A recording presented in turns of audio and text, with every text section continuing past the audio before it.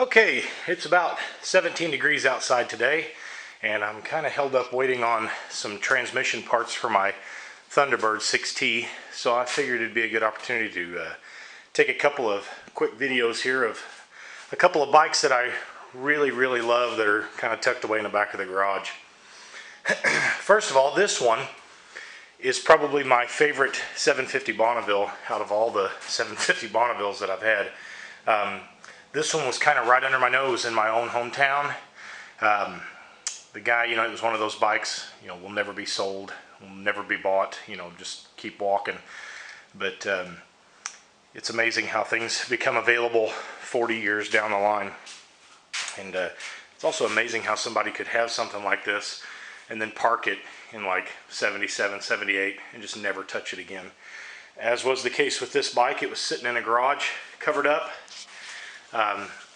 This is a 74 model 750 Bonneville T140V V-head. It's right side shift 5-speed, which I really like, and it's also drum rear brake front disc brake, which was a pretty unusual combination there for a couple of years. This is a Meriden Triumph. The chrome on this bike is beautiful. Original seat, never been recovered. It's just beautiful. Oil and frame model. I rebuilt the carburetors, freed up the clutch.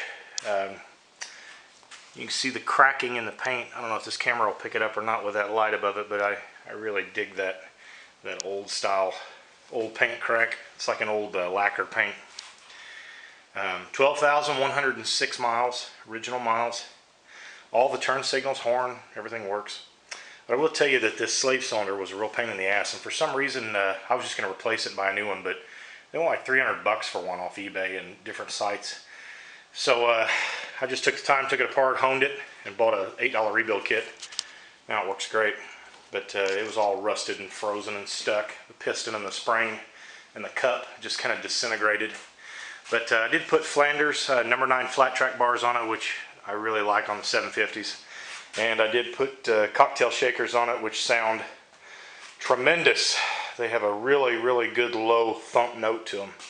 Anyway, love the 750 Bonneville. But here's an old FLH also. This is a 73 model, which is front drum brake and juice rear brake, which was kind of the polar opposite of the 750 Bonneville.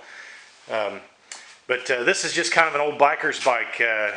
Don't wash it, no worries.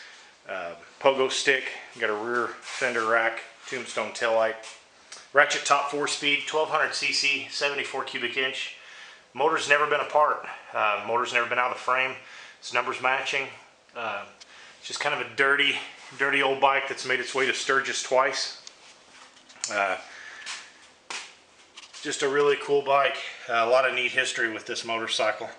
And amazingly enough, out of all the shovel heads I've ever owned, and I've had several, I've probably had a dozen or more, this bike is probably the most reliable, and this bike doesn't leak any oil, which is incredible. It sits here all winter, and there's not a drip one underneath it, which is very surprising. Hell, my Triumph, I think, drips a little drop, but shovel no leaks. Anyway, thanks for watching.